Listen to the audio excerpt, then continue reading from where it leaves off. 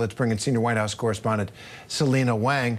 So, Selena, there's Donald Trump there. He had that picture with Governor Kemp, and that is important, but they didn't seem very warm to each other.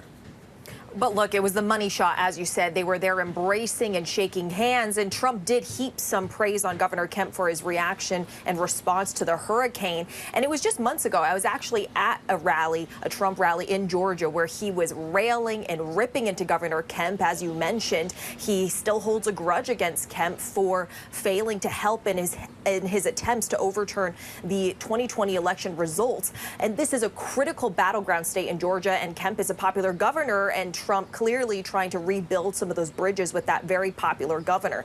And as you said, Trump did repeat some false claims. He was politicizing this hurricane response, saying that it's been a terrible response from the White House, despite the fact that President Biden and Vice President Harris have both been to these hard-hit areas, and they are coordinating this all-out federal government effort to help with rebuilding today and years into the future. He also repeated false claims that FEMA is running out of money because they're diverting it to help with migrants. That is not true. And I just want to read to you a statement from the White House today that said, quote, "No disaster relief funding at all was used to support migrants, housing and services, none at all."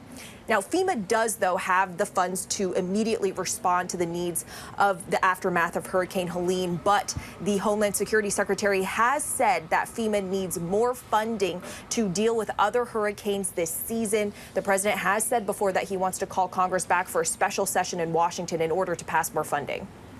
All right, Selena, thank you for that clarification. Let's go to Rachel Scott, who is traveling with Donald Trump, covering that campaign. So, Rachel, as I said, that is the shot, Kemp and Trump, but it didn't seem to be that warm. But on the other hand, I wonder if it draws attention among Georgia voters to the fact that their governor, who's pretty popular, is in a feud with Donald Trump. What's the thinking about why they did this?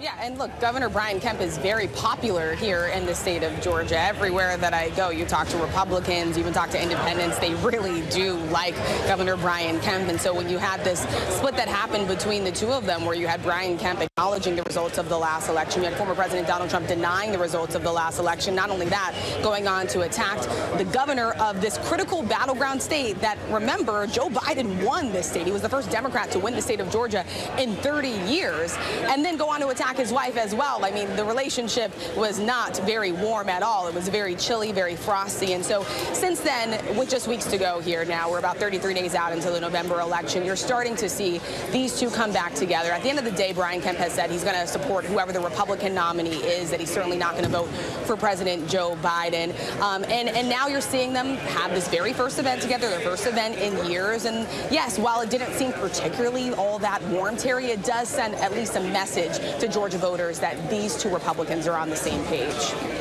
Party solidarity in a state that's going to be so closely contested, that's crucial. Rachel Scott, Selena Wang, thank you.